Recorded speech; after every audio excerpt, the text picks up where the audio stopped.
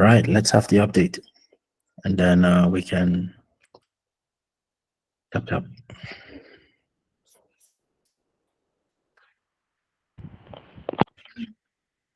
Good morning, everyone. So, Morning. about the poultry, the from the last meeting, right? So, a couple of days ago, I think on Saturday, between Saturday Sunday, the buzzer went off because the temperature was very low for the chicks. Because as you remember, during the last video, I try to put in a setting for the right temperature for a pen with chicks in it. So it went off, and it was a quick alert, because usually it would probably have taken some time for me to have noticed that, because I had fed them already by that time. So I would usually not go into the room by the time that I went, but because of the buzzer, it was a quick notice. Because probably if you have dealt with chicks, you know that they are prompt to flu or something like that, because they were exposed to the cold for a period of time. So that buzzer had saved me some stress, because if they have the flu, you would have to um take measures to treat it and things like that. And then I used the brooder, of course, after the buzzer went off, and it really kept the room warm, not too hot like coal would normally do, like charcoal would normally do. So yeah, it was really good experience for me. Yeah, thank you. So, did you have any mortality so far, like dead birds? It's None, been almost 2 weeks. none. They're all doing fine. We had our first vaccine on Friday morning. So yeah, all doing good. All 50 birds alive and healthy. Okay, let's take a few questions for 2 minutes, and then we can jump at it. Mohammed Darabi, go ahead. Make it brief, please. Mohammed Darabi. Salihu, any of you can jump in with a question. 2 minutes, please. Otherwise, you can ask me through email, and I will forward it to for response. Ajay Samuel, we have 2 minutes to dive in. Okay, thank you very much. My question was that last week we were unable to connect it with our phone. Was she able to connect it, and how did she get the notification that the pen was cold? That's my question, sir. Thank you very much. Okay, so the connection part. Sorry, let me just talk about the connection part. There are two ways to get information. If there was connection in the sensor, we can receive it in the phone. But since we couldn't set up the network, and we still haven't been able to set up the network, obviously the guy said that we need to get a 3G SIM. I don't know what that means. So if you cannot get that, the other option would be to look on the device. The device will show readings of the room, but you will not get the notification in your phone because of lack of network. And when that benchmark is met, there's an alarm in the sensor, like a buzzing sound that go off. So if you are nearby, you will hear it.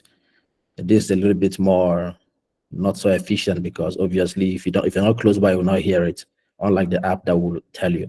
Please go ahead, Awaz.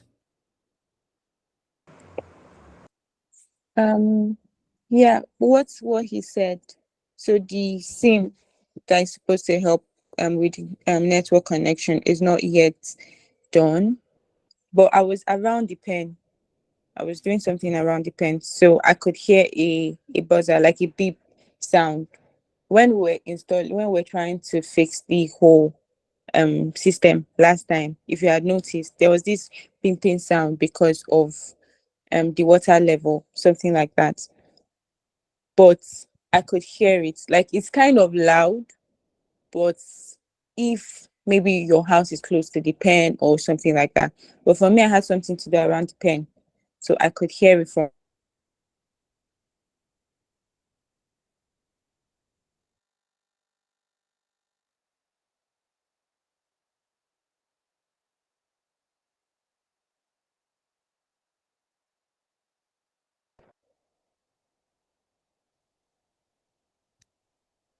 Okay, just some connection issue. So, Ajay Samuel, ideally we should get that notification in the phone so that wherever we are, we can know that something is wrong. Okay, go ahead, please.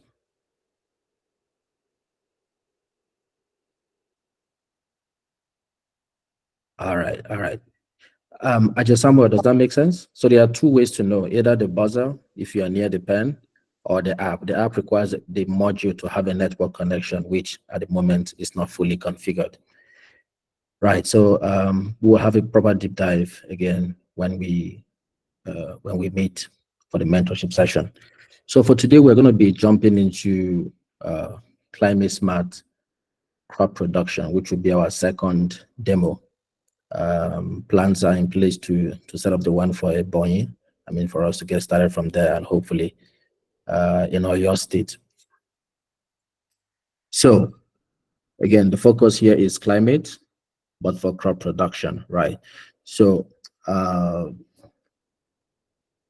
want to walk you through what we call the vitamins of crop production. Now, these are like framework that we use to determine, will I say, predict our success as a crop farmer. We already talked about something similar for livestock, but in general, this would be a very good framework for us to use. So vitamin is an acronym, VITAMINS, right? So for V is variety. And I'm sure some of us already are familiar with this.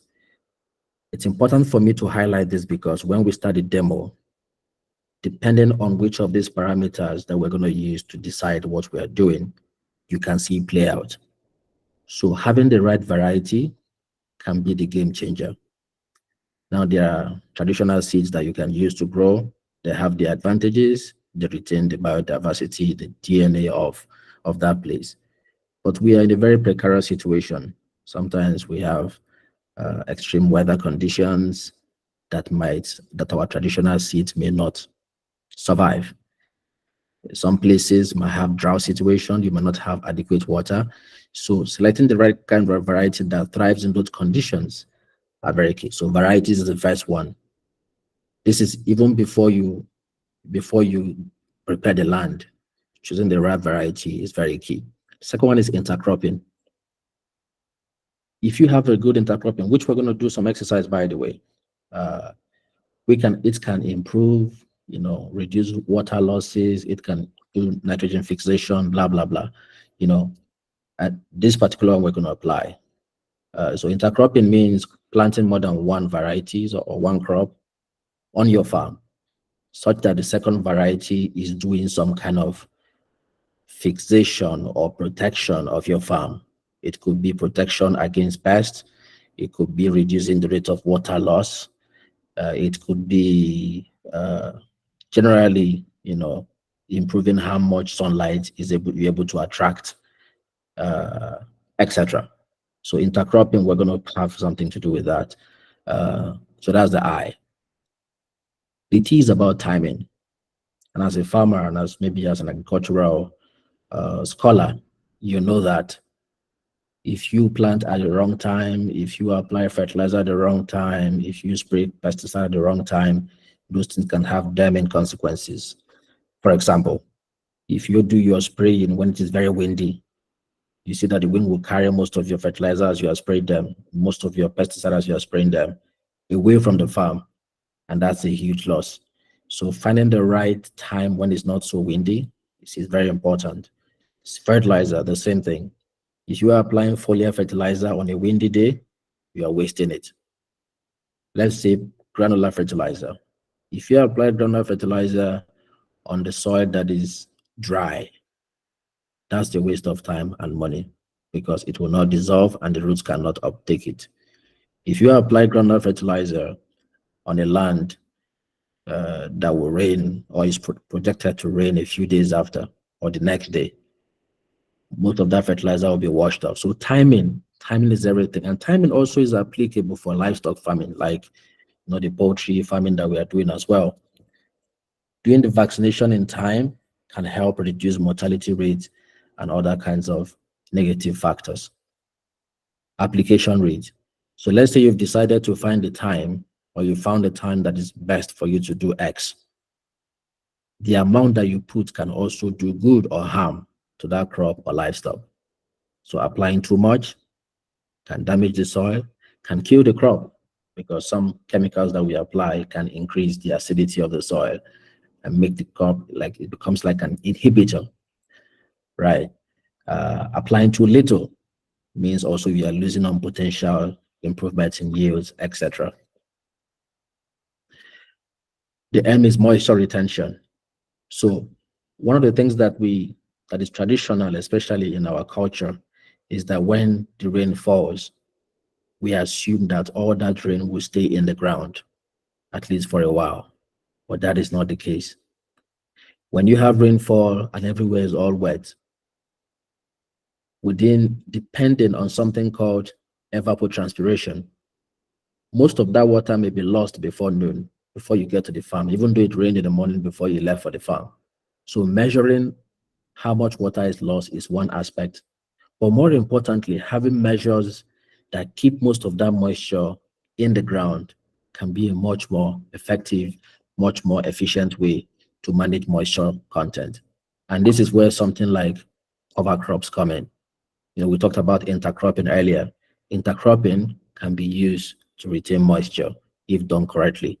Now, the catch there is that with intercropping, some crops are also water hungry. So if you intercrop the wrong crop, they will end up competing for soil moisture with your main crop. So finding the right kind of crop to intercrop with can improve your moisture strategy. The I is irrigation management. Obviously, we talked about drip irrigation, which we will use for our demo plot as a way to ensure we have water in the farm. But if we combine this irrigation method with cover crop, you see we are killing like three birds with one stone. All right, just these things are meant to be practical. I just want to talk through them, and then we can plan our farm for M3 together. And then nutrition program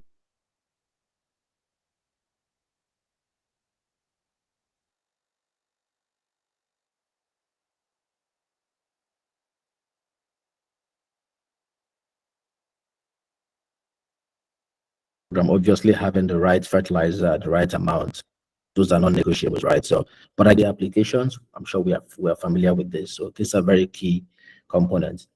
And then lastly, soil management. Again, finding, let's say, the soil physical properties, knowing them and knowing what kind of crop thrives in those kind of environment. We'll talk about all this. So in summary, V for varieties, I for intercropping, T for timing, A for application rate, M for you will know you have this material for sure. Now, my question is, from this explanation you have seen so far, which of these are related to climate or are influenced by climate and why? Again, I want us to stay on topic. Our topic is climate smart crop production. We want to see how we can take advantage of climate to improve, our farms or the farms of the farmers we're going to service. Salihu, please.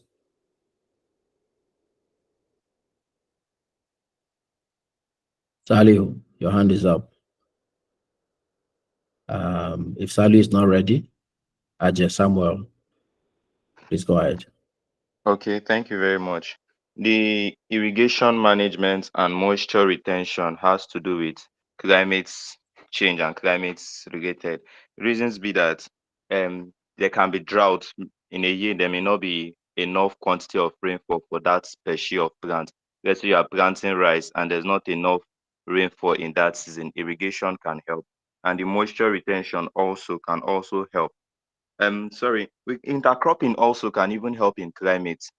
Reasons be that the crops you plant with it, let them not be water hungry, as you said earlier. Thank you very much. Awesome. Somebody say I'm breaking. I don't know if I'm still breaking. Godwin, can you hear me clearly or I'm still breaking? Let's go to Murufat. Yes, I can hear you now.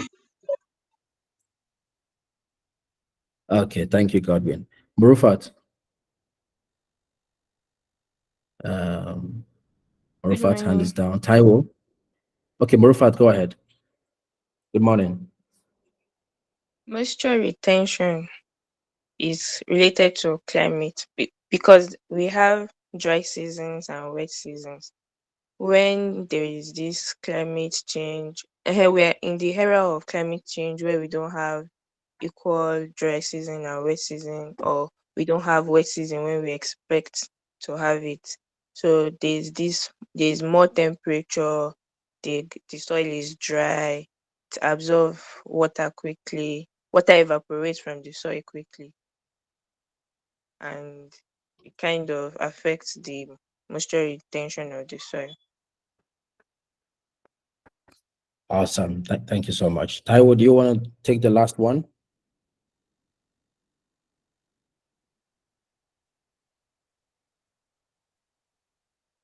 Taiwo.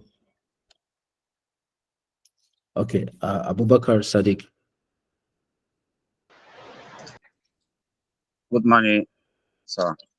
Good morning. Good morning. Please go ahead. My one is that application rates is starting to this in climate due to uh, during application where you may take look at the climate, how the condition of that environment is.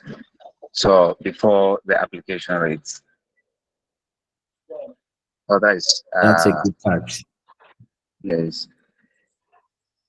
That's a good catch. Thank you. So, uh, however, however, um, if we are talking about, so let me put it this way, and I think Amusat already just, you know, uh, leaked the leaked the whole thing. So all of them are related to climate. Every single one of them.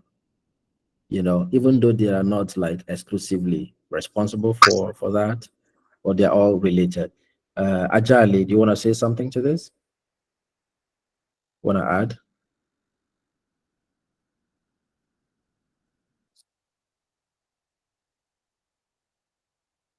Olabode, Good morning, sir. morning. As you've rightly said, everything, they are all interrelated because it's just like a chain. Because we are talking about the varieties, it depends on the crop that you are picking. If it's not suitable with the weather condition, you may not have a better result. And the timing, everything, even the application rate, everything has to do with the weather. Because if the weather is not friendly, definitely you are not going to have the desired output. Talking of the nutrition, the soil itself, it is not conducive for the specific crop you are planting at a particular point in time, and the weather is not favorable, you will not have a good output. So everything is like a chain. So they are all related to climate. So here's my submission, sir. Okay, awesome. Ojinaka, do you want to take the last one, please?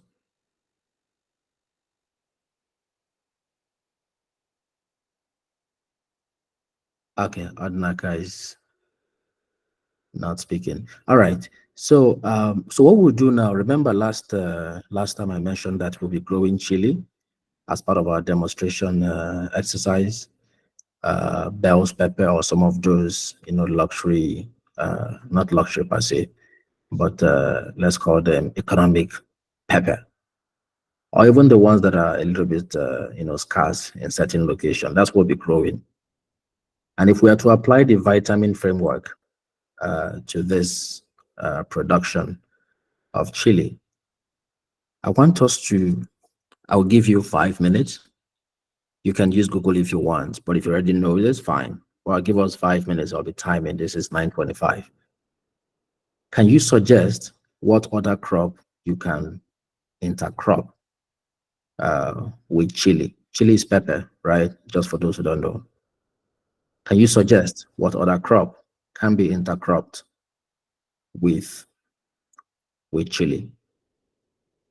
5 minutes. You can use Google if you want. 5 minutes, and then we can, by show of hand, hear response. So I'm saying 5 minutes for those who may not know. All right, you can raise your hand if you're ready, but just give 5 minutes. 9:30, we will take responses.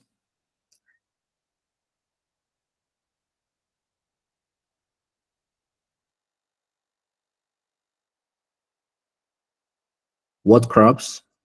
Let me type this. I think it might make more sense.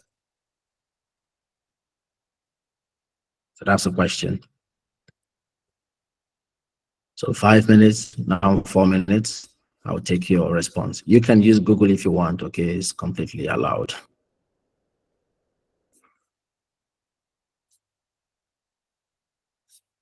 It looks like some of us already know the answer, but let's allow others to do their quick research.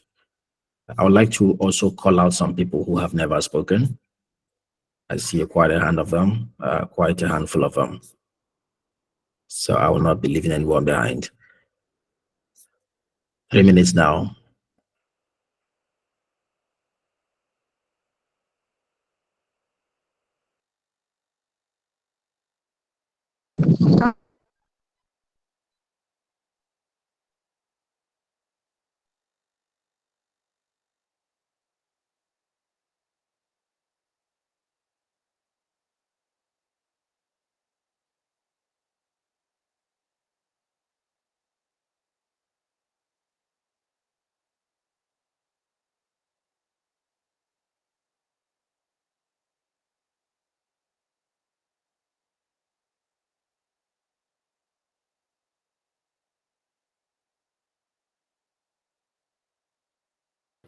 Okay, 2 more minutes.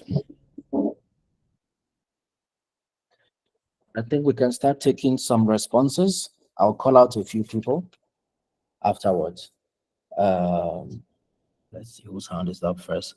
Emoshoke, please. Good morning, sir. Good morning, everyone. Morning to you. Crops that can be intercropped with chili. My examples would be herbs. We can use herbs such as basil or even plant onions with chili. These help ward off pests such as maybe white flies or worms. So herbs are usually encouraged to intercrop with plants like chili. Thank you. Okay, Emoshoke said herbs. Lord Alkali. Okay, good morning, sir. Good morning to you. Yes, sir. Good The morning crop to that I you. think there are plenty crops that can actually be intercropped with this thing. The first I have on my list here is actually carrot. Carrots grow well underground while pepper grow above ground, making efficient use of space. And then we have lettuce. You can also use Lord, lettuce as well. Yes, sir. your audio is kind of undulating. Can you speak up a little bit? Okay, are you hearing me now, sir? Yeah, it's kind of going up and down from my end, anyways. Okay, I said the first crops that can actually be used together. The first one is carrot. Carrots can actually be used because carrots grow well on the ground, while pepper grow above the ground. So if you create, there will be enough space for them to actually live together. And then the second I have is tomatoes. I have tomatoes, and then I have lettuce. All of them can be used together. They can grow together, sir. Okay. Carrots, noted. Lettuce. Lettuce. Okay. I'm taking note because I want us to now kind of study each of these crop and learn one or two things about them, because even though they may be the traditionally intercropped crops, we need to also explore, in terms of their water use as well, because the fact that it's being done by everybody doesn't mean it's the right or the best approach. So this is where I'm heading to with this list. So we'll look at herbs, we'll look at carrot, we'll look at lettuce to see what is their, what is their water usage, what is their nutrient scavenging, because some of them may be actually be taking different from your soil. While they're giving you cover, they're also taking something from you. What is their growth rate? Are they nitrogen fixers? We'll explore all these factors for each of. We'll do it together. Actually, you will see. Morufat.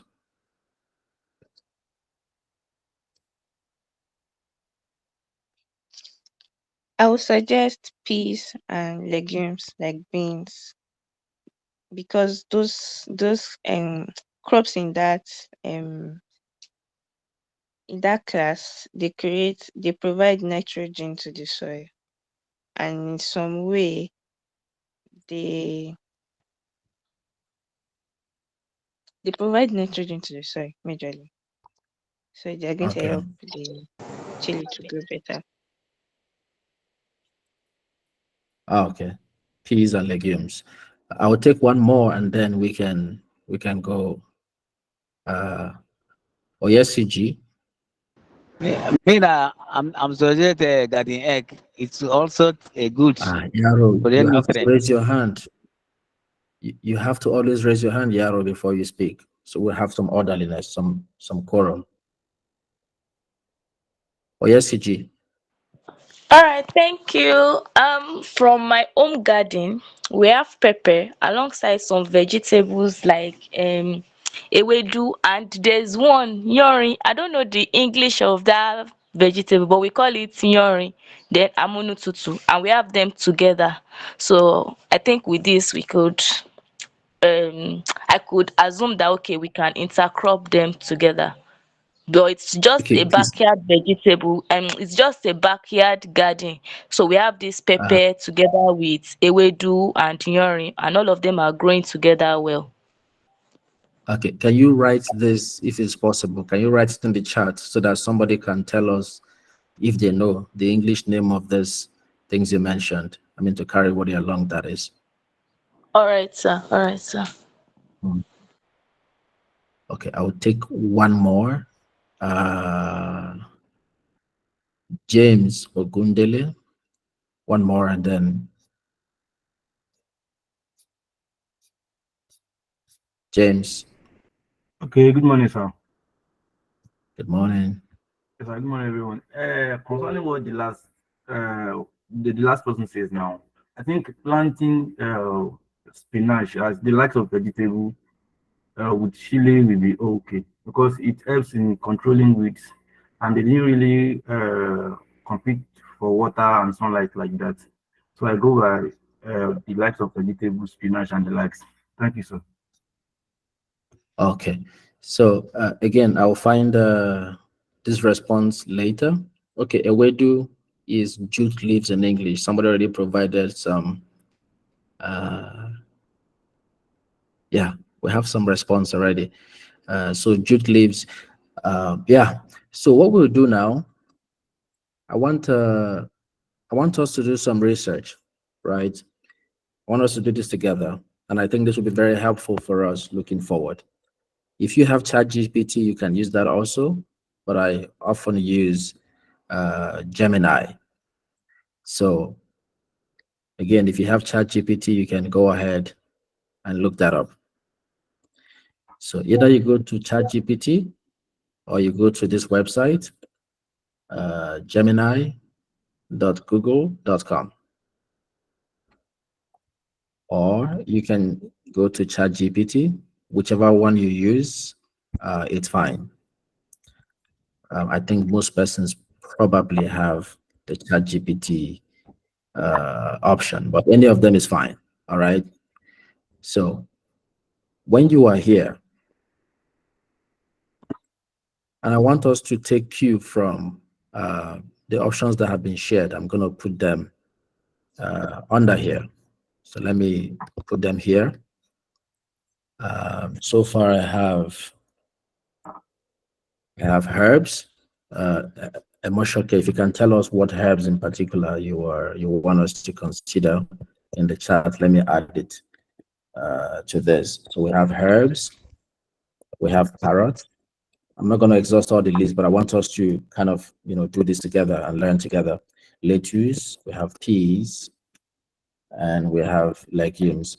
What legumes in particular do you want us to use? So I'm looking for that response in the chat. So what I want us to do is I want us to go to the chat GPT, or if you're using Gemini, it's the same, right? I use Gemini because it's linked to Google and I already have a paid plan there. So you can open a new chat. Now I want you to ask ChatGPT, and this is very instrumental, I think, for our learning process. I want you to ask ChatGPT, what are the water usage? Okay, water usage. That's one thing you ask, water usage. Second, the nutrient scavenging properties of, then you list this cover crops that we mentioned. So you want it in a tabular form. I think I should just type, but I want you to also be, flexible, experiment with this. So ask ChatGPT in a tabular form, compare the following. Can you see my screen? You can give an emoji if you can see it. Okay. We have a hand raised. Okay. Just follow me, okay? Just follow me first. You say, in a tabular form, compare the following cover crops according to, then we can say, 1,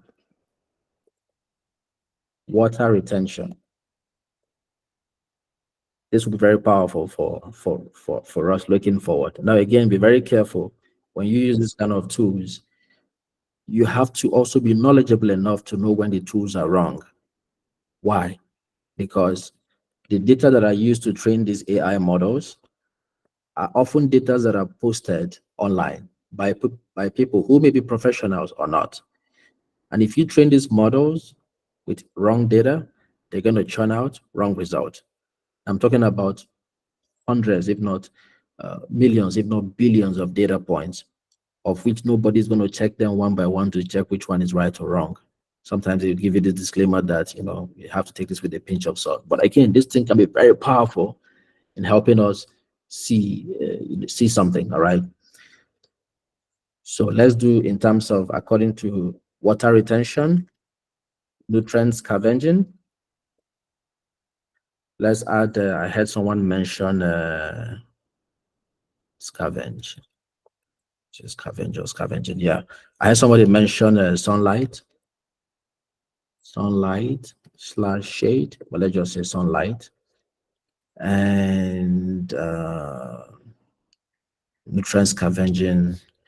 Okay, I'm going to add nutrient fixing first, and then sunlight. Let's use this one,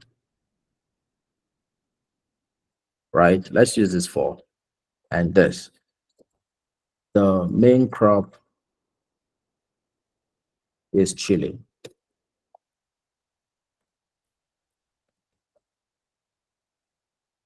So I'm going to stop sharing now, and I want you to run this query, and then I'm going to ask a few of you to try and explain what you saw in the result. Are we together? So you can write this as much as you want, right? You can retweak it. However you want, tweak it. But the main crop here is chili, and the cover crops we are considering are, okay, I did not even specify the cover crops. So let me specify, shit. Let me specify the cover crop. So I'm going to share again. And then, and the cover crops in consideration are, I'll copy from the suggestions we have made. Emoshoke, can you tell me what herbs in particular you are proposing we use as cover crop? I assume not all herbs, right? So there's carrot, there's lettuce, there's pea, there's legume. And I think it was Mary that suggested legume. Which one in particular? Because there are so many legumes, granules, uh, soybean. Okay, soybean is not legume. Sorry, who suggested that? Can you tell me? In any case, you can put it in your request and then we can discuss. So run this request on ChatGPT and then let's talk, let's discuss your findings.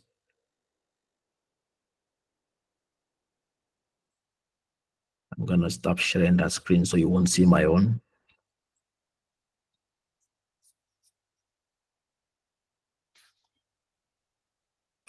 Please, can you copy to the chat box?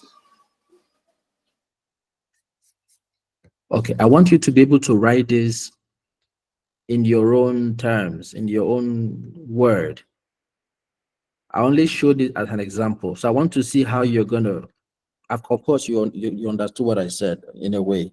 I don't want you to copy my stuff and put on yours. For those who are able to copy, fine, but in your own language, ask ChatGPT or Google Gemini to present or compare these following crops according to these following properties.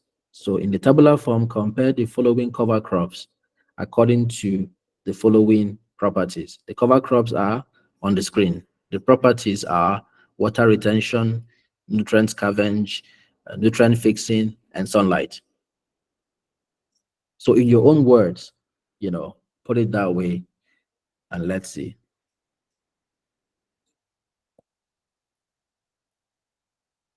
This is going to be very interactive. I like it already. Later on, we're going to also see, after we've had, let's say, one or two cover crops we want to use for chili, we also look at integrated pest management, because some crops, or let's say some grass, can also do pest control at the same time cover crops. You see how we are adapting, using some of these crops to provide some kind of climate smart farming approach. Now, there are some trade-offs, obviously. If you use a cover crop that you cannot sell, you're losing money. So we also look at the economic angle as well. What kind of grass can we grow? Let's say fodders that we can sell to, dairy farms who need them to feed their cow. You see how this is going? So at the same time, you are lowering your cost of pest use while also creating an avenue to make extra money and income by selling those grass, which are, by the way, protecting you against water losses and pests. They can become commercially to your commercial advantage. So I'm going to give 2 minutes, and then we can see what you got on your Chat GPT or Gemini. Now I posted the link already, so if you don't know, please take the link from the chat, gemini.google.com or chatgpt.com. Any of them can work. If you already have a Google account, Gemini will be your go-to.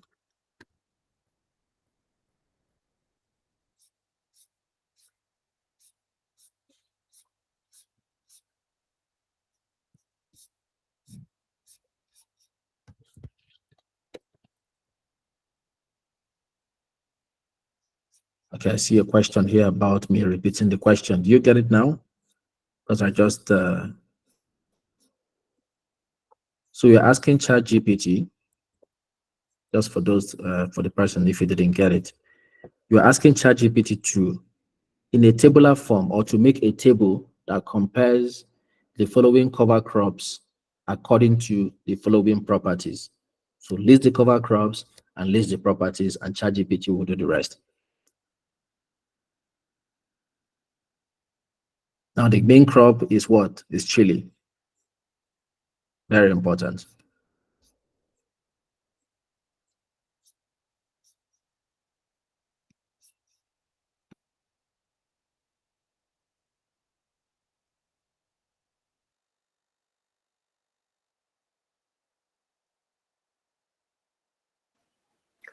Please, what are the cover crops and the properties?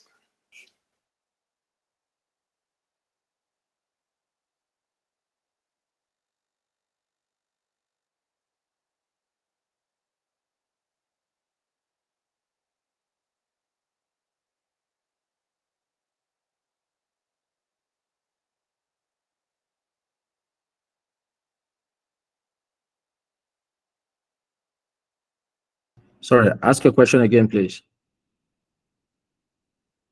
The properties. Okay, for the properties, we are looking at water retention. We're looking at nutrient scavenging or scavenge, the ones that take nutrients a lot.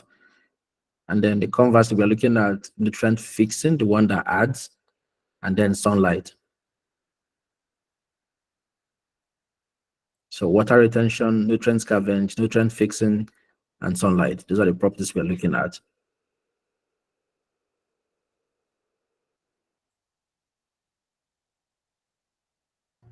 Two more minutes and then we can take some responses.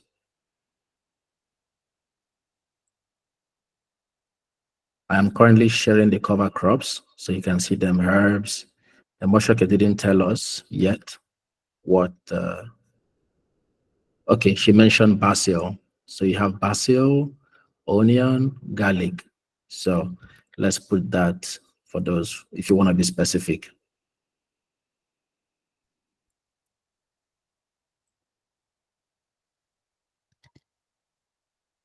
So these are the, for legumes, I didn't get a response for that. So we'll just assume. We'll just assume.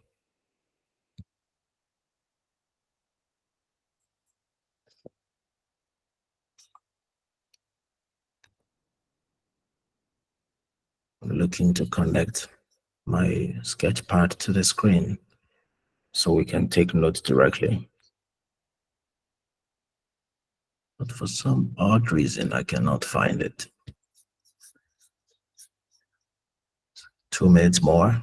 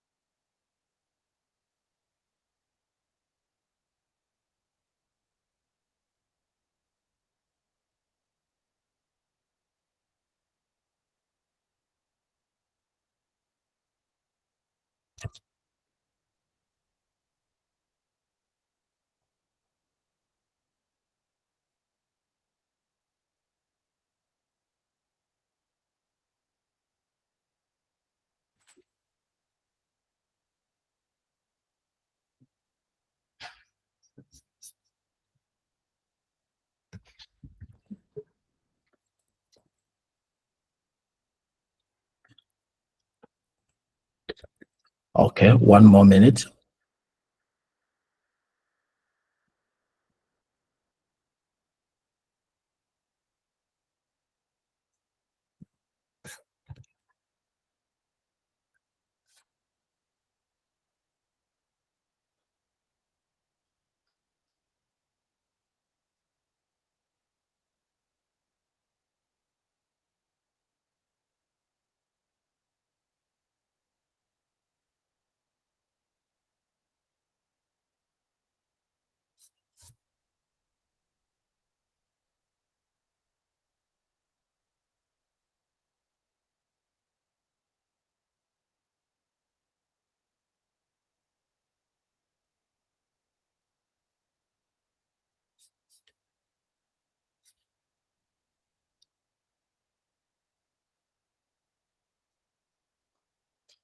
Okay, let's take a few responses. Yes, CG, wanna go first? Thank you. Okay, thank you very much. Okay, so my results here shows that for the water retention capacity for chili pepper is usually moderate, and the sunlight requirement is the full sun of about 6 to 8 hours, and then it has no nutrient fixing ability, then moderately nutrient scavenging. So it's like the nutrient that it requires is moderate, not too much and not too small. While Let for me pause you a bit. Let me pause you a bit. So the oh, thing is that we are comparing chili is the main crop. yes So sir, what you are doing, you're telling us the properties of chili first, right? yes sir, yes sir, And then you will tell us how it compares with which cover crop and which one we're going to use to intercrop with it. Is that correct? yes, yes sir. Okay. So main crop is Chili, chili. yeah.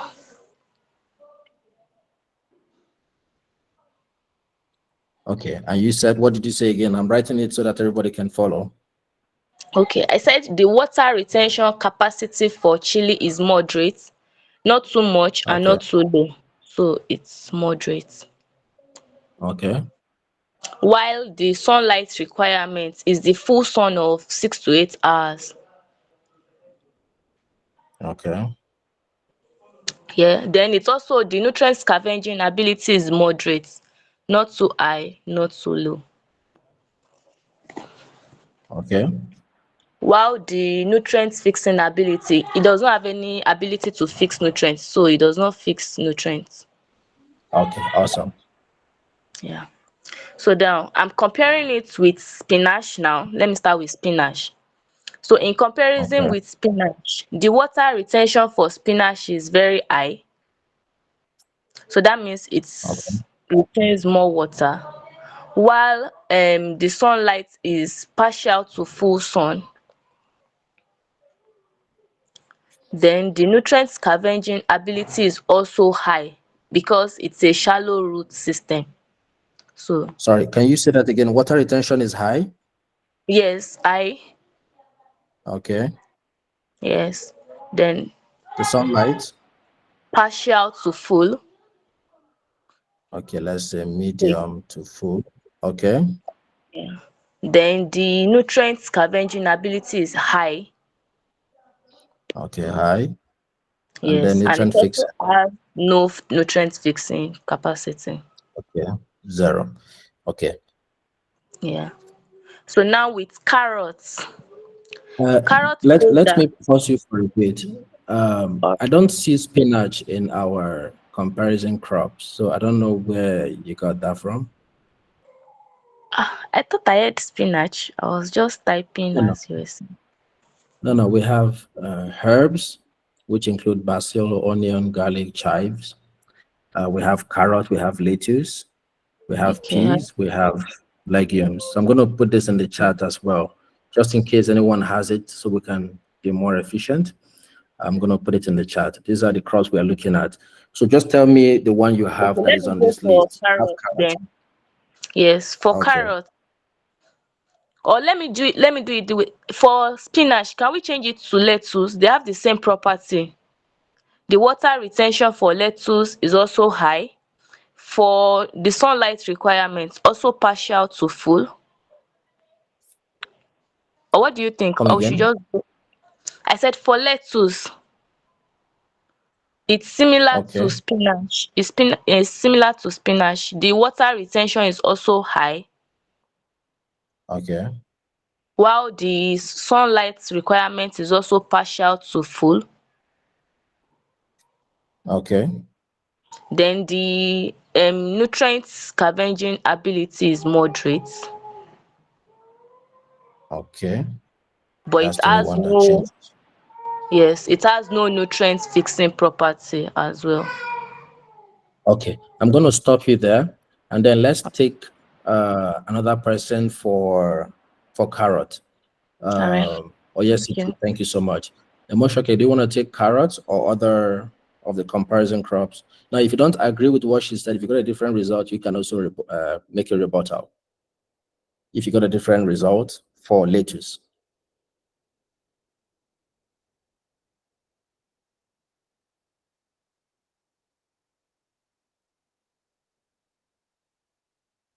Emoshake, your turn.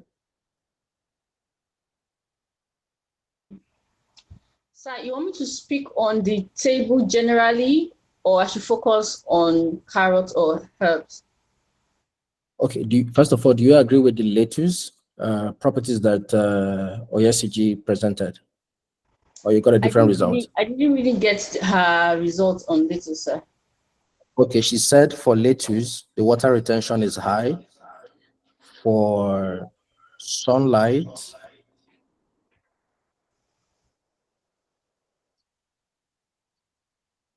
just a minute.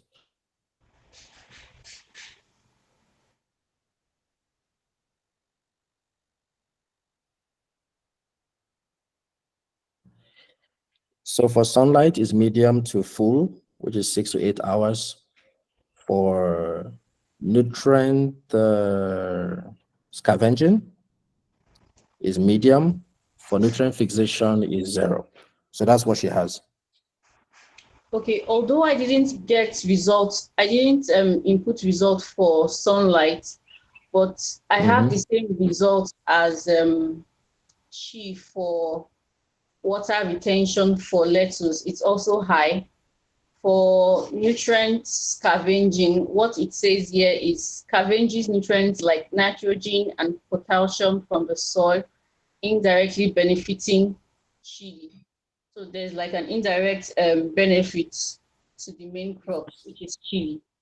Then for nutrient fixing. That's for lettuce, yeah? Yes, for nutrient fixing, the lettuce not a nitrogen fixing plant.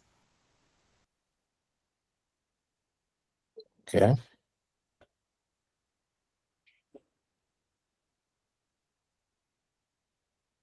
Okay.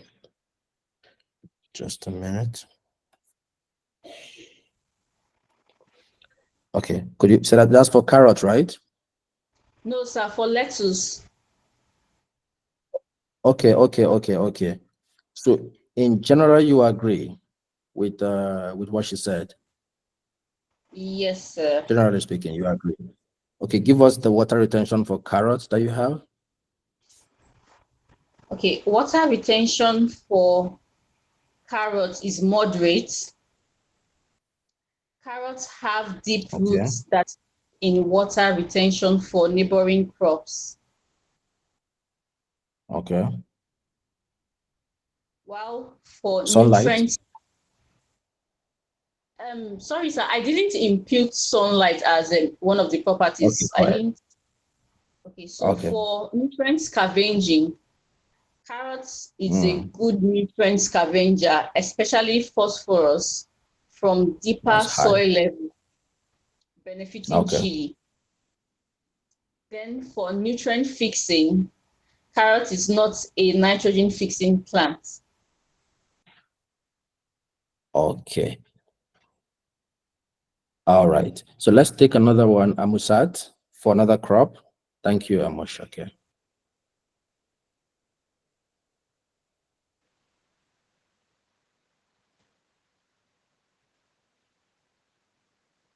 Hello. Okay, Amusat is not ready. Can we take Anas?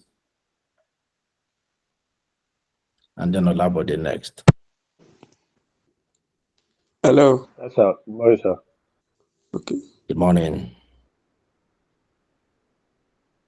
Yeah, I'm going for the case. So the sunlight So which crop? requirement for peas. Okay. Yeah, sunlight requirement is moderate, partial sunlight. Then the water retention is also moderate. Then nutrients scavenging ability. Water retention is moderate. Can Then you take it nutrient. afresh so I can write notes? Okay. Sunlight requirement is moderate. Okay. And they put in bracket partial sunlight. Okay. That go on. Yeah. So water retention also moderate. Okay. Yeah. Then nutrient scavenging ability. They say low shallow roots. Mm. So yeah. Low shallow roots. And yeah. That's low, I guess. Yes, sir. And So then and nutrient fixing is not. nutrient fixing. They say yes. Nitrogen fixation. Okay. Yes, sir.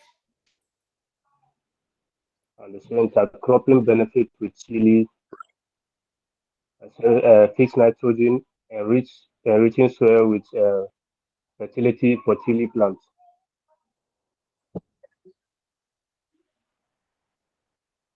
I'm not following Anas. So I'm not following. So for why should P, I? you said water retention is medium, It's yeah, moderate. moderate, and the sun is moderate as well, Yes, sir. and the nutrient scavenging is low because of shallow roots. It's low. Yes, sir. Low shallow roots. Okay, we'll get that. It wasn't very explicit. And then for nutrient fixation, it is a fixer. That's a yes. It's high. Yes, sir. Yes, sir. Okay, thank you. Let's take the last one. Musa, do you want to take the last one? Sorry, Olabode. Olabode. Yes, sir. Based on the result Please I go have here, ahead. sir. Yeah. Mm. For that, I will start with that P that my colleague just stopped with now. Talking of the water retention. Sorry, you have a different result? Yes. Okay. On that P, the water retention is said to be moderate. Sorry, if you have a different result, then you comment on it, the one that is different. Let's not repeat what has been said, okay? Okay. So concerning the scavenging, the nutrient scavenging is said to be very high, to be high. Okay. Compared to what he said low. So, but here with the result I'm having, he said high. No, he said low shallow roots. This is what he said, not low scavenging. Okay. Yeah. So low shallow root means if chili grows at the topsoil, that means it's going to be competing for nutrient with chili. I mean the P. All right. Okay. So low shallow root means high scavenging. Okay. So now I got it if right. the crop, like in case of carrots, if the crop now is carrot, if you remember, she said that they have deep roots, so they kind of go deep and try to harness phosphorus that may benefit the top surface crop, which chili is a top surface crop. So because the carrots are going deep to get their nutrients, they're not competing for the surface phosphorus with the chili. So it becomes an advantage, even though it is scavenging it deep at the subsoil. You get the point? All right. I'm with you. I'm just trying to clarify that he said low shallow root, which is why I put asterisk there, because I was hoping that somebody would bring this up and you did. So actually it is high and not L, right? This would be high. Okay. So what Isn't of the it? legumes? The legumes based, yes. Okay. The legumes seems P none is have a spoken legume, I on suppose. legumes. So Sir? P is a legume, right? Yeah, pea is also a legume. It's an example of legume. Did you try with something different than P? Maybe we can add that. Okay. Just that I just want to inquire which of the what's it called? The app have they used? Is it the Google? Because with the explanation they've given earlier, it seems theirs are given a more breakdown. It's well explicit compared to the chat GPT that I've used here. Though it gave me the table, but it's just given compared to the first lady who mentioned who was given the period of the sunlight, like 6 to Mm. maybe 3 to 6 hours, all the breakdown. But the chat GPT is not giving that. It's just telling me it is low here and high there. So I just want to know the one they use. So later on, I can easily go through that and see how explicit the discussion is. So I would Okay, like to know. let I me wanted call to them share to that. provide that feedback. Let me call Oye Oye CG, right? Can you tell us Or what you you should be used? He's asking what you used to get your result. I used ChatGPT, sir. Okay. I also use Chat GPT, and the So result you is quite see, different. yeah, maybe because your query is different. What you asked is different from what she asked. Again, we'll have Okay. I think we should have a class where we'll see May how to may, ask the may right I quickly question. read it out? Okay, please May go I ahead. quickly read it out, sir? Okay. Yeah. As I've written here, I said in a tabular form, compare these cover crops: herbs, carrots, lettuce, peas, legume. Based on these factors: water retention, nutrient scavenge, nutrient fixing, and sunlight, while the main crop is chili. Okay. So, Oh yes, so CG, that is what did you type in your own? Let's see. Mine, I typed that in tabular form. Compare the following crops: chili, cowpea, carrot, peas, lettuce, basil, in terms of their water retention capacity, sunlight, nutrient scavenging, and nutrient fixing. Okay. Now, I don't want us to make this class a research class. So okay. how about in T4, in T5, let us do how to do it. Let us practice research together. It's something that we can do as a separate session. Olabode, if you don't mind, let's No have a problem, sir. different class where we'll compare how different results can lead to different answers. And you can see what led to, or perhaps what led one person to get a better result than the other. But let's stay on topic, okay? We'll have that All right. different class for sure. Now we are preparing for our crop plant. All Um, right. Thank you. so from this table now, excluding legume, which obviously P is legume, which should be our main cover crop for chili. Peas, do you want to respond to that? Based on this comparison, which of this crop are we going to use for our cover crop?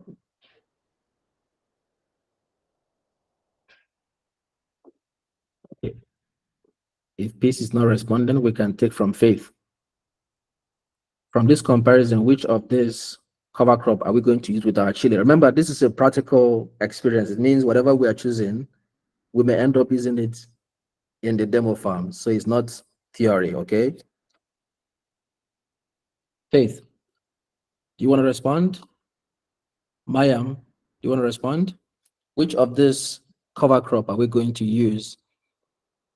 Remember, we already highlighted and somebody gave us that response that chili is has moderate water uh, retention, right? Is it water retention? Let me see. Yes, water retention. It needs enough sunlight. It has moderate nutrient scavenging and then doesn't fix. Faith, Juliet, do you want to take it? Mary, Anas, anybody that can go first. Let's save time. Thank you, sir. Okay, Mary, I go ahead. think P will be very okay for us to use, P, because of the water P. retention is medium. Yes, sir. Then the sunlight is medium. Because of this season that we have now, the sun is not that much because of this season, the rainy season period, sir. And then the nutrient fixing is high. Thank you, sir. Okay, I think we need to understand. Let me see if we can clarify something a bit, especially on this sunlight. So when they say that the crop needs full sun, 6 to 8, it means that the cover crop should not grow above it. Because if the cover crop is growing above it, it's going to provide a canopy over the main crop, thereby reducing the amount of sunlight that that main crop sees.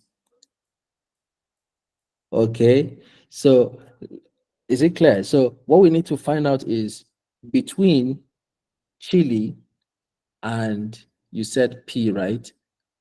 Chili, I think chili grows taller than pea. So you see, when it comes to the cover crop under sunlight, the pea can work because the pea grows. Wait, let me confirm something. The pea grows almost at the ground level, while the chili is above. So both of them can cohabit when it comes to sunlight, because the cover crop is not meant to overshadow the main crop. All right, that is one. When it comes to nutrient fixing, right? Already somebody said that chili does not require a lot of nutrients. So you see, you can have a crop that can scavenge nutrient because chili does not need enough, like too much of it. This is what I'm understanding.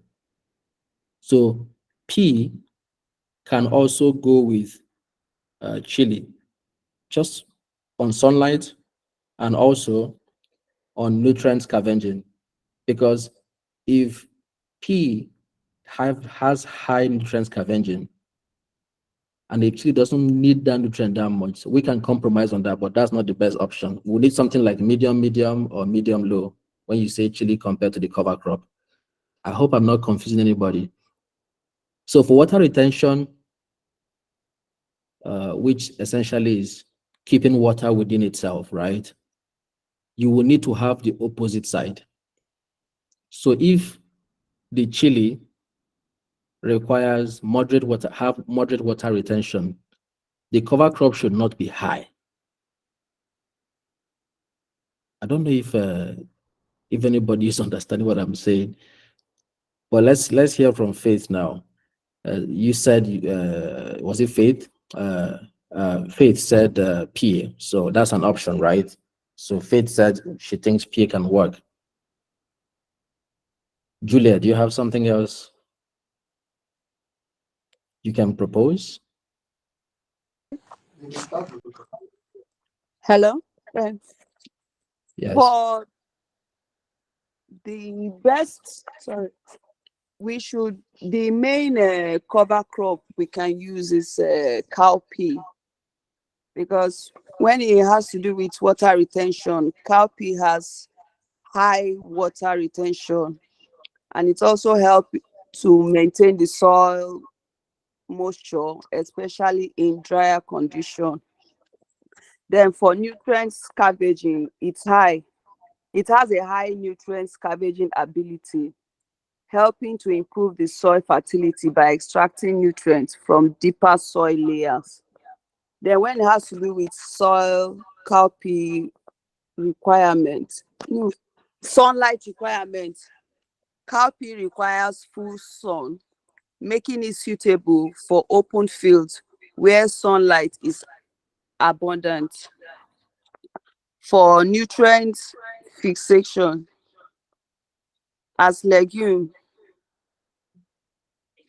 cowpea fix nitrogen, improving soil health and providing natural fertilization for subsequent crops.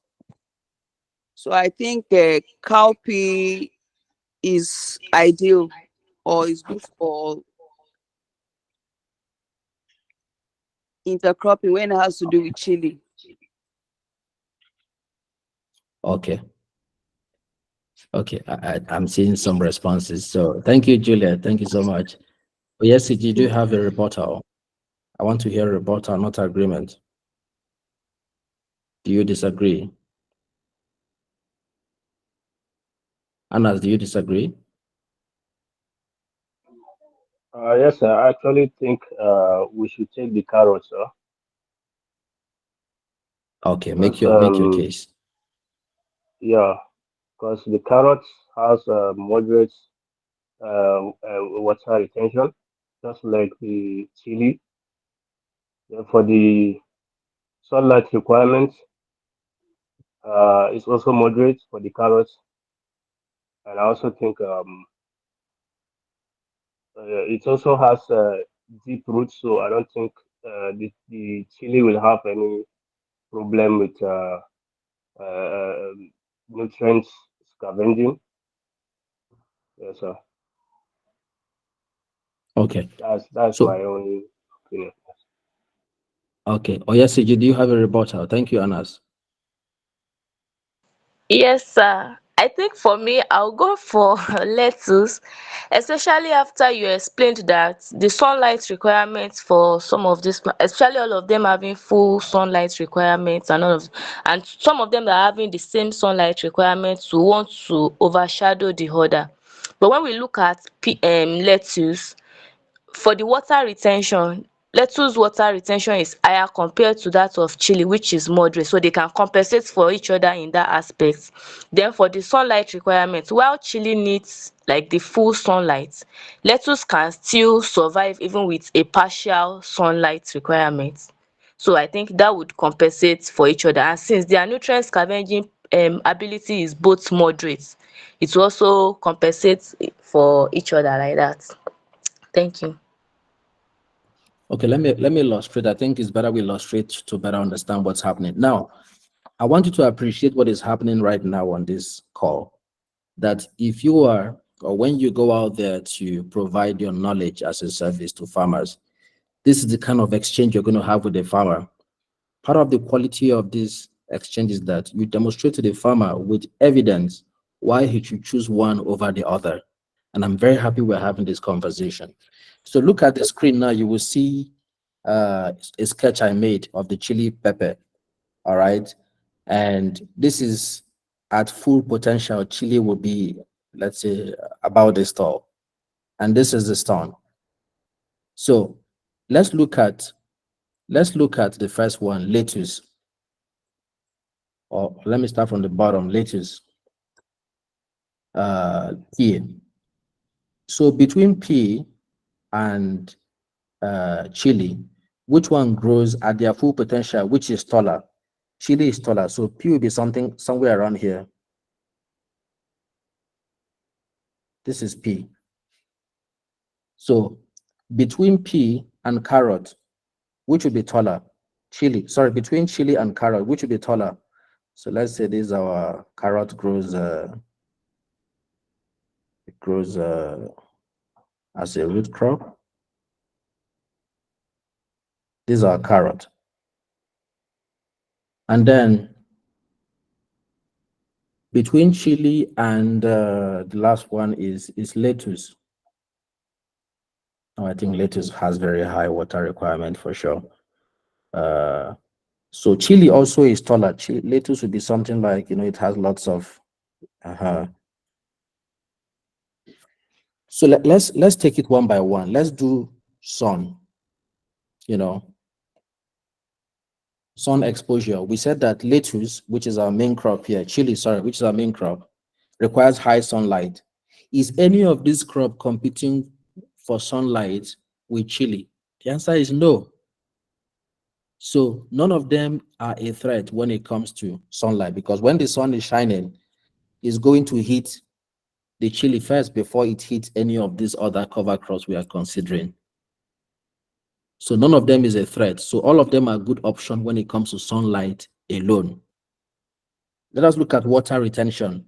Remember, when we say water retention, cover crops are meant to prevent water from evaporating from the topsoil. This is what we are talking about. All right. So which of them have high water retention? You see, we have one clear winner or two clear winner, lettuce and pea. Lettuce and pea. So when water wants to evaporate from the soil, which of these crops have the higher potential of trapping it? Obviously, it's not carrot, because carrot has a medium canopy. The leaves are not very wide. Pea also is not as wide. So lettuce actually have a wider, what do you call it? Leaf. You can open Google and see what they look like, when they are fully, it has wider leaf. So it can prevent more water from evaporating. So lettuce actually wins the water retention battle between the other two, between the three of them. Yes? So if you look at nutrient scavenging means, you know what scavenging is? They will go to extreme length to look for nutrients. They will go to extreme length to look for nutrients. Which of them will go to extreme length to look for nutrients? Carrot is one of them. Pea is one of them. But lettuce is medium. So it will not go to extreme length to steal nutrient from your chili. Lettuce wins it. But lettuce does not fix nutrients in the soil.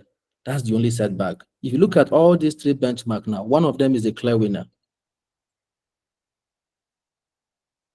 And that clear winner is lettuce. But again, let's say, who is the second in this comparison? The second, because P has a little bit of an edge. It's not so great at water retention, but it can add nutrient to the soil. Now, let's be very clear about something.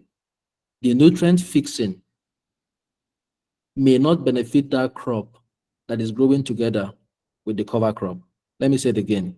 If you plant chili and cowpea together, the chili may not benefit immediately from the presence of that cowpea.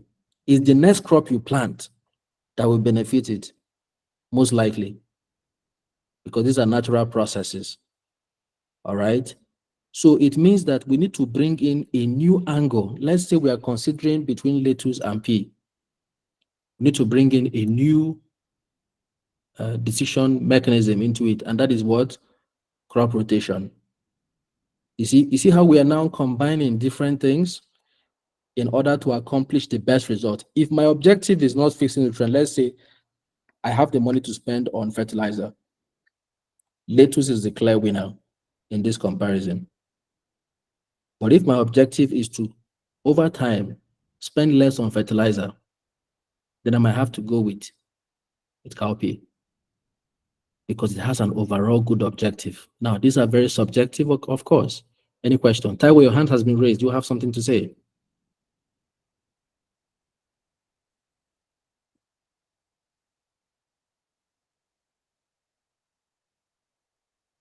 Okay, I don't think he has anything to say. But is it clear now? I think it's super clear. Now let us look at a few other crops in terms of Taiwo. I don't know if your hand is up or if it is down. Let us look at a few other crops or a table of other cover crops. All right. We're already out of time. Oh my God. So I'm going to stop sharing this and then I will share another table. This is from, I think, from USDA, but it's very much applicable. Share window PDF. I'm going to share this with you, obviously, so please don't worry about it. I want us to, the whole objective of this is for us to, have this practical way of looking at this concept in practice, because as it stands now, our chili crop is going to be grown together with lettuce as it stands, either lettuce or pea. Okay, as it stands. So you will see when we plant, you're going to see how we're going to plant it. There are other things we need to consider as well. Right. So if you look at this table, you can see different grasses as well as their different properties, when to plant them. So even though something can be good, you also need to consider their planting season. So remember, we're now past what's it called? Rainy season, right? So water is always going to be a problem for whatever crop we are growing. Luckily, chili does not require a lot of water, right? Compared to, let's say, maize and rice. So we'll come to that later. But here you see a few options like alfalfa. If you have a dairy farm, alfalfa is one of the very high proteinous feed you can feed the cows. And based on what we have discussed so far, I think your hand is up. Allow it. Yes, sir. Excuse me, I quickly want to ask a question, sir. Now, in my No worries, neighborhood go ahead. here, there is a colleague of mine planting a chili pepper on a plot of land. And what I experienced is in a short while, now those plants, they became round and the leaves are even getting dry. I don't know why. And at their initial stage, they are doing very well. Is it due to the climate or what, sir? That's my question, sir. Your So colleague, that one is happening is he near presently. you right now? Sir? The farm, are you near the farm right now? Exactly, sir. Okay.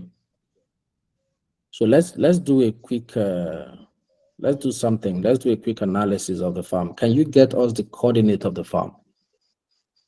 Okay. It's a bit off topic, but let me try and show you some of the tools that we're going to use in the coming week. Okay, sir. Okay, sir. No problem, sir. So Thank you. if you are near the farm, let us get the coordinate of the farm and let's get a quick information about the soil. This is one of the next thing we're going to do next, actually. So, but if you want us to start now, why not? So just Okay, paste let me the do something. coordinates of this farm in the chat. Let us verify it together. Okay, sir. And then I will run the analysis. All right. You should be in the southwest here. Are you around Ibadan? Yes, exactly, sir, Ibadan. Okay, get me the coordinates, and then we can check a few things about the farm. We'll check the soil type. We'll check the nutrient profile. We'll check a few things. It's a bit off topic, and if you don't mind, just so we stay on topic, and we collect this information outside this call, and then we'll do this diagnosis next week at T5. So we can have all the information we need, and then we can diagnose it together on the call. I just need the coordinates, but I think it might take a while for you to get that. And maybe we do that after the class. Okay, I think. But if you have the coordinate now, we can do it now. But I need it to be very fast. Just let me step for the out sake of to others on the call. Otherwise, we can do it after the call. Anyways, while you're looking for that, let me try and have some closure for today's cover crop and crop rotation in the interest of time. So what you're seeing now is this table, and okay. So with this table, which I'm going to share with you, by the way, it's not conclusive, but at least it have a few things that we're familiar with, a few of the crops that we are familiar with. I don't know if there's anybody who's familiar with alfalfa, but it's a very good forage crop.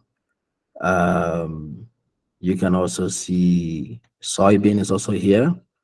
It's a spring, summer kind of crop. I mean, when to grow them. So summer is like now, even though it's raining season, but it's closer to our summer. When it's not raining, that's like a summer weather. And spring is it's like Hamatan period. All right. So spring, summer, those are when to grow soybean as a cover crop. They don't grow so deep, they're about 1 to 1.5 inch. Let's look at it says the nitrogen fixer is a very high nitrogen fixer. So if you plan to do crop rotation, soybean is probably at the very top of it. There are other ones which I want us to explore within the compatibility of our biodiversity, but soybean is one of them. In terms of nutrient scavenging, you see it's very low. That means Soybean will not go to extreme length to go and look for nutrient, and then thereby denying your crop what it needs. It's like 2 bar out of 5, so it's pretty okay. Do they choke out weeds? It's a bit medium. Now you see there are other benefits that we didn't even. So I need to drink water. My throat is drying up.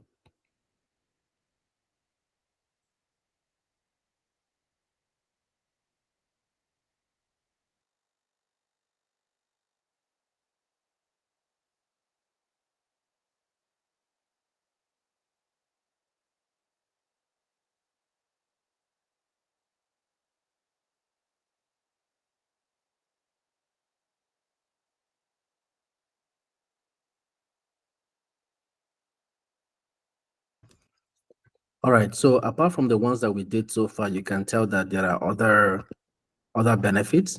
For example, if they have the ability to choke out weeds. Now, if a crop can do this, a cover crop can do it, you might want to incorporate that as well. But we'll talk more about this particular property in the integrated pest management topic, and that will be next week. Um, Let me see if there are other ones. Attract beneficial insect. Soybean, not so good at that. Erosion control is average. Nematode control is very poor. Building the soil is high. So you can see, I'm going to share this, of course, so that before you decide to pick a cover crop, there are lots of properties. We'll research each of them before we decide which one to use. But I mean, from the exercise we did, which is very practical, we can tell um, um, that lettuce looks like our winner when it comes to the cover crop. Any question?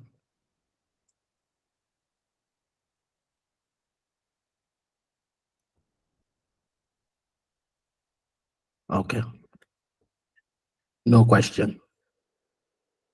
So let us look at quickly look at crop rotation, and then we can wrap it up for today. Remember, in about 2 weeks, I think, after next week, we're going to officially start the cropping itself. That's growing the chili according to everything that we have decided. So this is this is a decision we're going to take into account what we have discussed so far today. Of course, we'll do a little bit of digging before we can conclude. So crop crop rotation. Can someone give us like a quick? I assume everyone here knows what crop rotation is. So let's give me or give the house, for those who don't know, a very quick definition. Quick definition, and then with respect to this chili farm that we want to do next 2 weeks, how can crop rotation be? How can we use it in this case? Or yes, CG, please go ahead.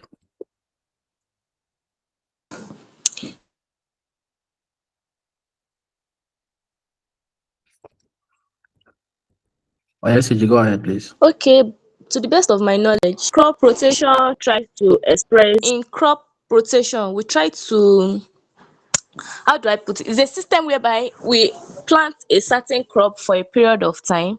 Then instead of repeating that crop the next time, we plant a different crop.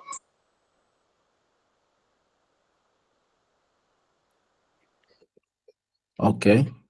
So with respect to chili, what crop should we have grown before chili that will make sense in terms of this concept of crop rotation? And what crop should we grow after chili?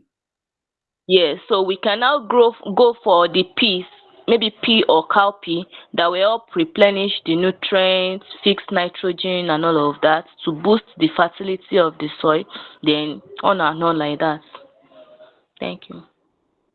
So I didn't hear the opening. Can you say that again? I said that probably our choice of crop for this year is chili pepper. So we grow chili pepper, then after the harvest of chili pepper, instead of growing chili pepper on that same plot of land, we grow another crop, let's say due to the properties of this crop. So Okay. yeah. Assuming that we are doing cowpea next as the main crop, right? I'm putting you on the spot. So what Yes. cover crop are we going to use if we are doing cowpea next? Like after cowpea, the next one after cowpea, Yeah, what cover crop are we going to use? we can go for probably carrots. Yeah, Okay, because that was a carrots trick need question. sir. That was a trick question because cowpea is already a cover crop. Okay, okay. Yeah, but thank you. Thank you. I saw one hand raised. Taiwo, was that you or okay, you've dropped it. Okay, let me find this other table and then we can talk about, planning crop rotation, especially since we are talking chili. I hope I can find it soon. Now, there are a few things that one has to, take into account um, because you don't want to rotate and then damage the crop that is coming next. Just a minute, I'm looking for the spreadsheet.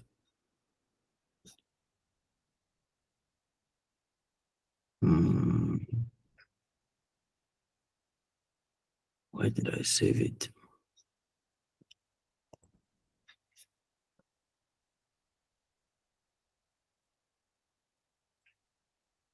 My God.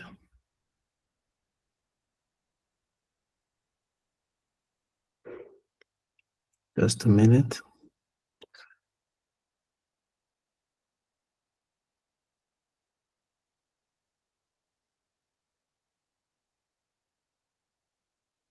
Okay, I think I found the example that I plan to use.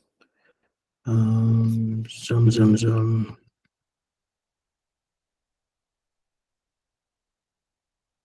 All right. So this will be very quick. In the interest of time, stop sharing and share window.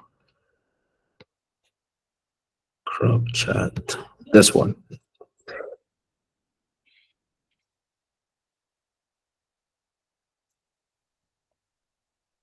No, it's not this one.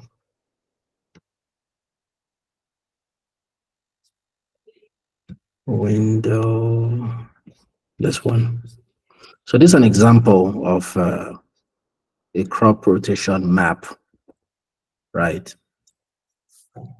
So you can see we have a few options here and a few sections. Now this is most likely you know a unit that the whole farm is not cultivated, but it's a good example. I'm going to try and put someone on the spot because I'm trying to also have a sense of our level of understanding of crop rotation. Now, when I asked the question earlier and Oyesiji responded, I was trying to know if, let's say, before we even settle for chili, we need to know the cropping history. So what was grown there before? And reason for asking that question is to know if what was grown there before is a massive scavenger of nutrients. Imagine if we go ahead without asking that question and someone grew maize intensively on that farm before without any kind of nutrient program to replenish it. What happened is that we'll be fighting against the odds, a land that is massively diminished in terms of the quality of nutrient. So rotation is one of the ways that we can help, preserve our soil, and then in turn the soil will reward us in subsequent season. So I want somebody to help explain what is happening here. I believe that most of us are graduates and undergraduates of agriculture. So you can tell me what's happening here. There are specific dates that can give you pointers on what's happening.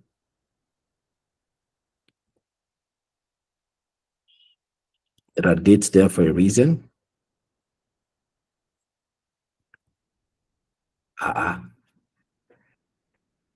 Only one person. I'm going to call names. Martha Danladi. It's not optional. You have to respond. Martha Danladi.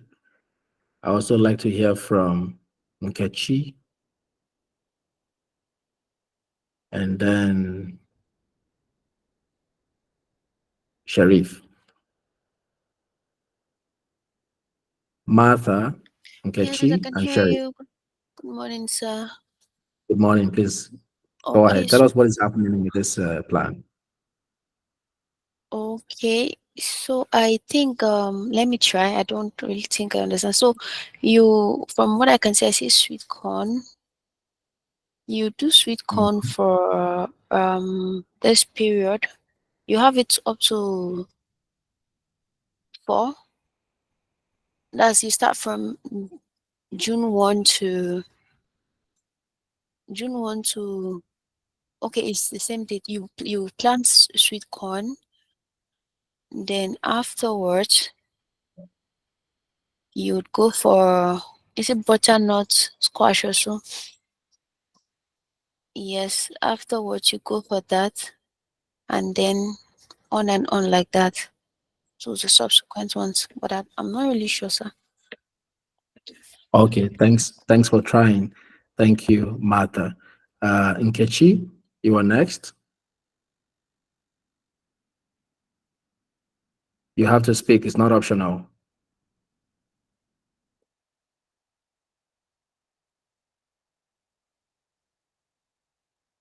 There are consequences if you don't speak. There will be. Sheriff, then Taiwo. Sheriff. Yeah. Um, I can see that the planting of the sweet corn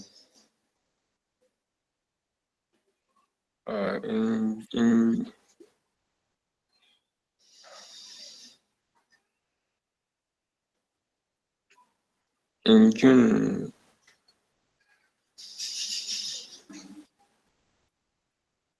Just try. There's no right or wrong answer, no judging.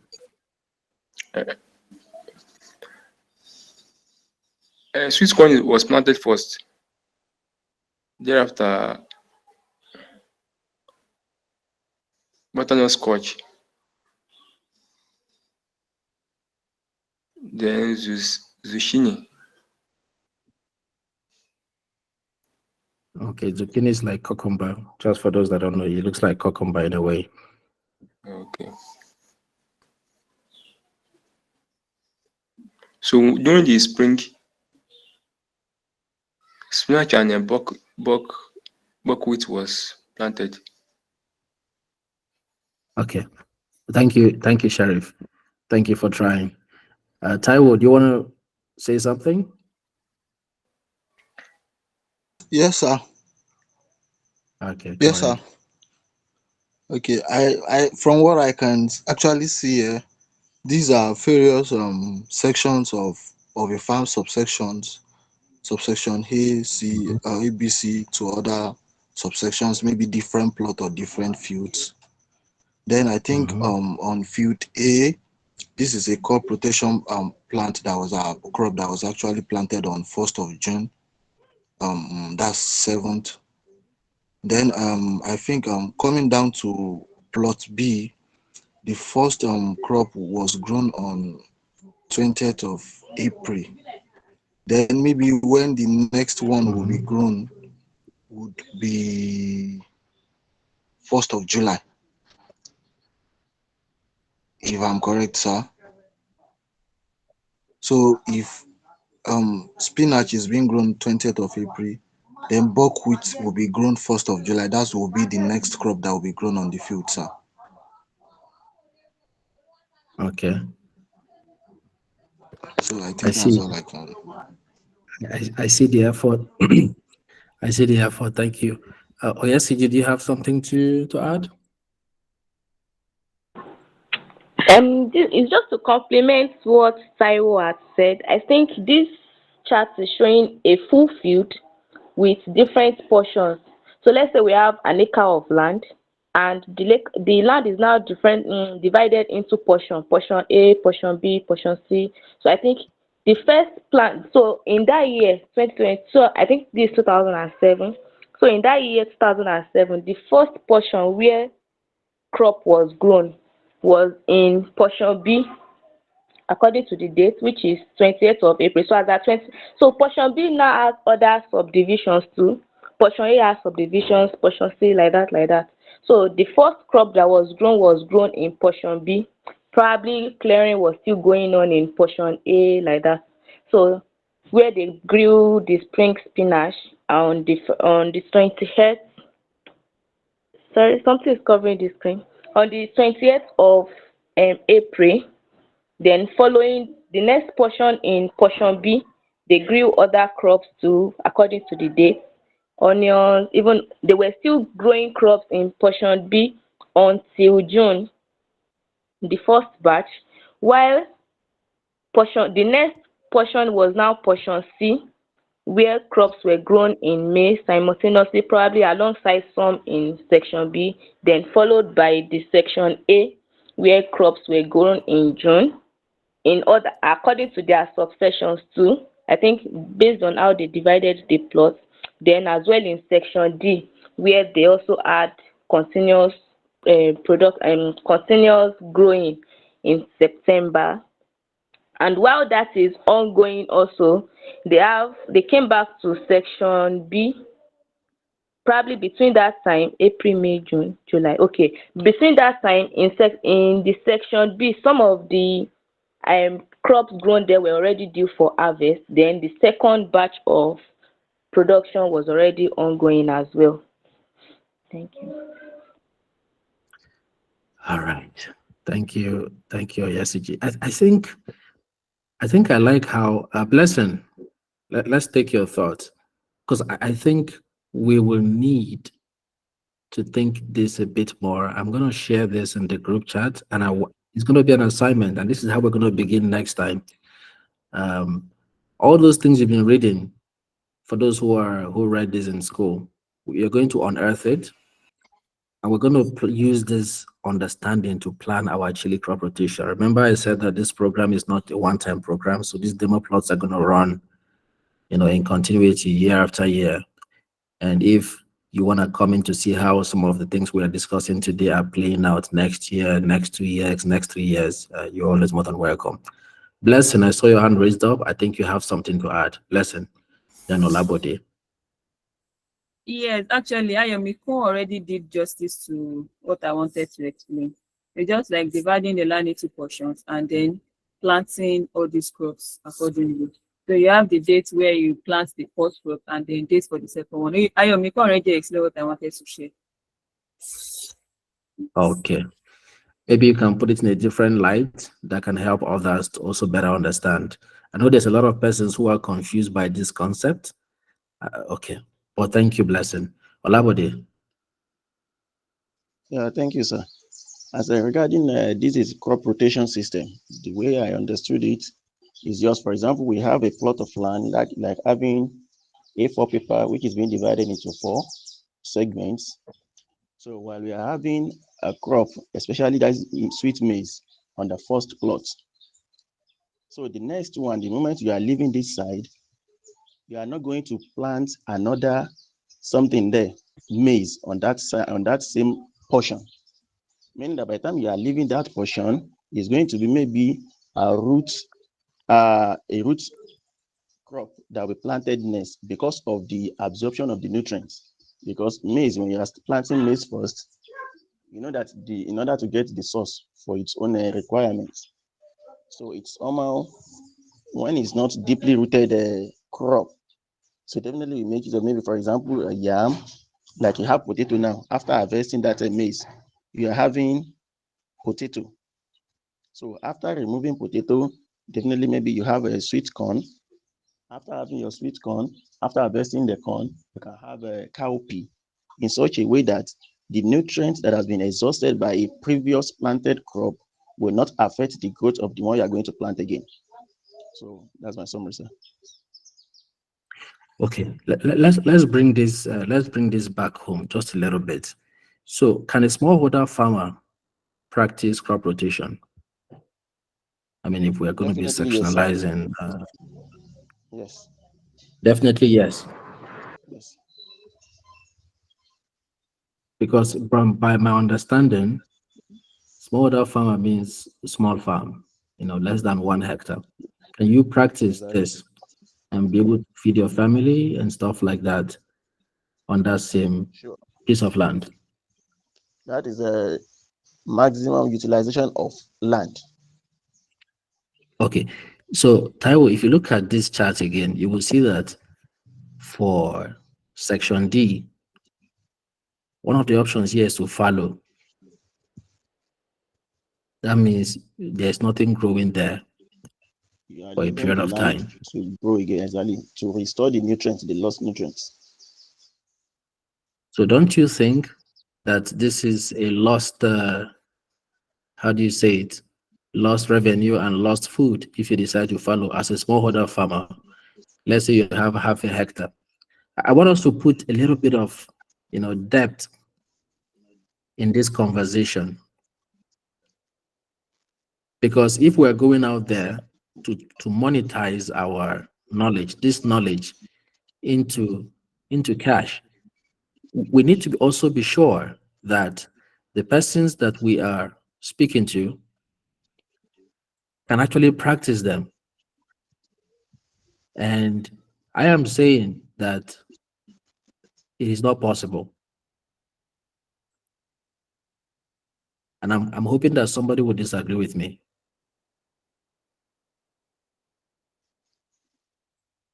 I am saying it's not possible. Sir, you mean to leave this land to fallow or to utilize the small land for cultivation? I mean to do crop rotation in general for a smallholder farm. It's possible. It is possible, sir. Okay, I'm looking for, clear evidence. Can somebody give me clear? Because for you to divide a farm into, let's say, 4 parts, just as these guys have done, it means that 1/4 of your farm will not be used, and that's lost food for that period when it's not in use, and it's not like 1 year. Following takes quite a while.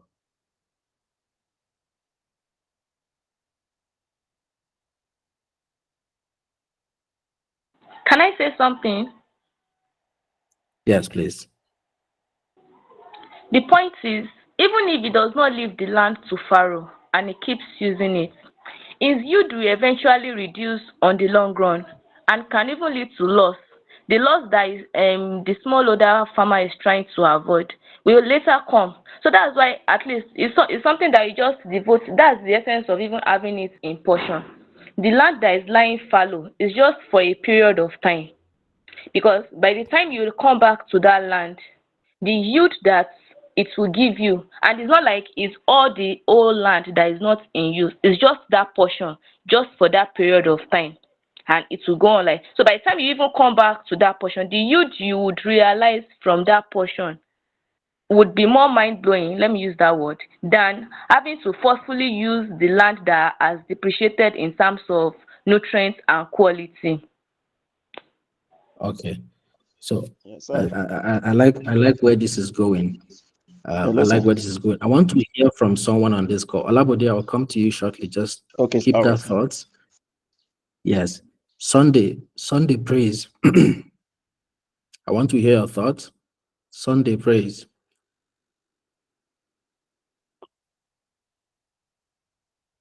Because there is something that I'm hoping that somebody will catch in this. Alabode, go ahead if Sunday praise is not speaking. Yeah. I think in that area where the farmer is living to fallow, it depends on the crop he or she has harvested from that place. For example, now, if such farmer has harvested what's it called, potato from that area, there's no need of leaving it to fallow like that. You can easily plant cowpea, which will fix nutrients, and whatever is going to utilize is not a deep-rooted crop.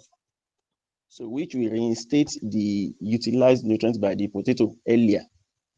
So and at the end of the day, will give him or her a result rather than just leaving it fallow. We still be productive at the end of the day. So there is no need of leaving any portion unutilized throughout the system. Thank you, sir. Okay, let me give us a little bit of clue to work with. Now, from this list of crops that he's grown on his plan, on his crop rotation plan, was any decision made for pest control? Was any choice of crop grown at a certain time for the sake of, let's say, pest control or improving soil health? Can you notice something in the choice of crop with respect to controlling pests or and improving the soil?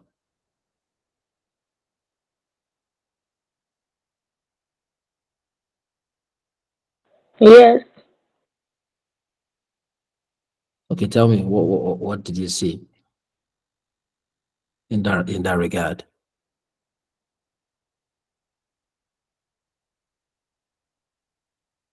I think cover crop in relations to all this sweet corn potato. I don't know what we call sweet corn and potato class of crop. But then the cover crops where we have the lettuce, the onion, the spinach and all of those things.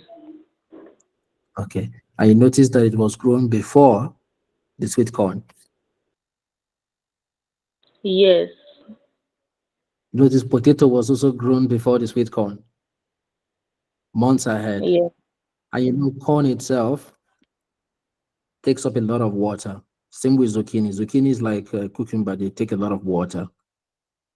So some plants were done in advance to conserve as much water in soil as possible before growing the maize. So this is a very special, I would say, a very special kind of crop rotation, but I don't know why we're not seeing it. So I'm gonna let us sleep on this. Emotional care. You want to add Okay. something to the conversation? Yes, sir. In terms of soil management or improvement, what I can see from the Excel sheet is the cultivation of rye. I think rye is a a nitrogen fixing plant. It improves the organic composition of the soil. And I noticed this was planted, I think, September 2006, a year before cultivation of sweet corn and spinach. So once rye is cultivated and it's left to fallow, the rye would eventually decompose into the soil, improving the soil structure, increasing the microorganisms and all of that in the soil, which will also help in increasing yields of future crops. That's what I observed, sir. Okay, thank you. But I'll just correct one thing. I know I want it to be correct, but it's not correct. The rye is actually a grass and it does not fix nitrogen. Just small correction. But I think if we are to replant this, we might actually put something that fixes crop, or rather, yeah, we can put that instead of rye. This is a different example. It's an example, to be frank, but I like the way you are thinking about this. We fix it before we do corn because corn requires a lot of nitrogen for sure. But I like the way you're thinking about this. Thank you. So I'm going to leave us with this as a pattern example or assignment ahead of T5. Because in T5, we'll have a conclusion of how we are going to grow our chili. We're going to implement mixed cropping, or sorry, intercropping. Of course, next week I'm going to talk more about the pest control, like what can we grow with the cover crop to also reduce or manage pest control. Pest control is also one of the things that costs money to manage on the farm. If we can find a way to spend less money on pesticides. That's an advantage. It's more money we're keeping in our pocket at the end of the season. So I'm going to leave you with this crop rotation. And again, one of the reasons I shared ChatGPT and the other option is so that as I'm asking this question, you are taking my word and you are typing it into ChatGPT or Gemini, and you are reading the response, because my assumption is that, and I think this is true, many of you are already knowledgeable. So you can tell when ChatGPT is saying rubbish, all right? You can tell when it is making sense with respect to our current conversation. So this was, I was hoping that somebody is typing somewhere, crop rotation between sweet corn, spinach, lettuce, potato, and fallow. I'm hoping that somebody will type it somewhere and say, hey, I think blah, blah, blah, blah, blah. Like I said, I don't mind if you read out what is there, as long as you can defend this, because everyone on the call is knowledgeable enough to know when you say something that's not correct, and you can be corrected, which is fine, no judging. But I don't think anybody did that, or someone did it but didn't, share. So I'm going to leave this as an assignment. Once we start next week, Monday, this is how we're going to start. I'm going to select a few random people. Now, as I said, just to be very super clear, Nkechi, I asked a question, you did not respond. There are consequences to this, and now I'm going to communicate that to you after this call. So if I call you, you have to respond. It's part of your contribution to the program, okay? Part of it. So you're going to take ChatGPT or Gemini and try to explain what is happening in this example. I need you to do that. That's the first assignment that you will do. Then the second one is you're going to plan a crop rotation table for chili. Okay, because we're going to be planting chili in a matter of 2 weeks now. You're going to do a crop rotation plan for chili. So first of all, understand what is happening here, why this was done instead of a different selection. Explain what is happening here. That's the first one. The second one is you're going to make a plan for chili. So 2 assignments here, or 3 rather. Your crop rotation plan for chili. And the third one is take into account cover crops as part of this plan. Already done that, so I'm giving you a kind of heads up. Try and implement cover crop in this your crop rotation plan. And we'll select the best one to use for our demonstration in 2 weeks. David, please go ahead. We're wrapping up in 2 minutes, max. David, make it quick, okay?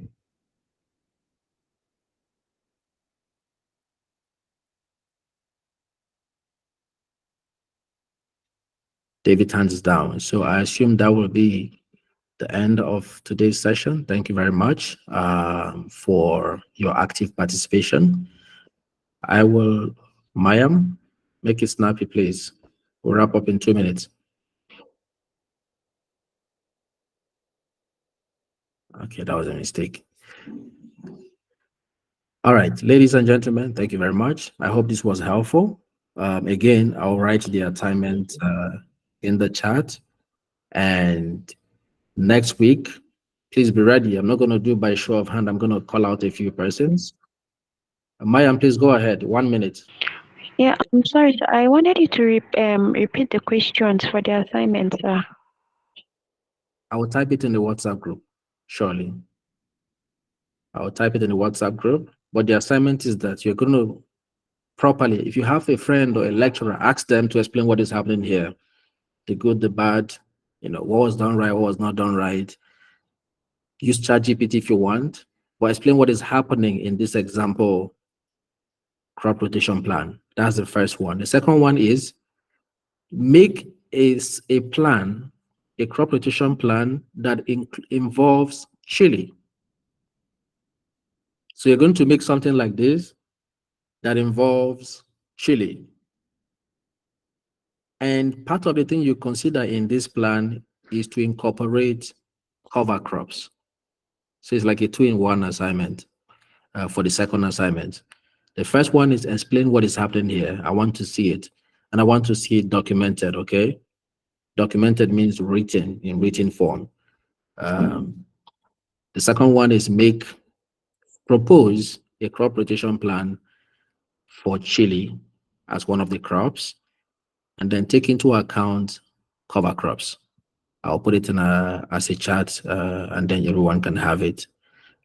Once again, thank you very much, and I hope you enjoy the rest of your day. Take care and bye-bye.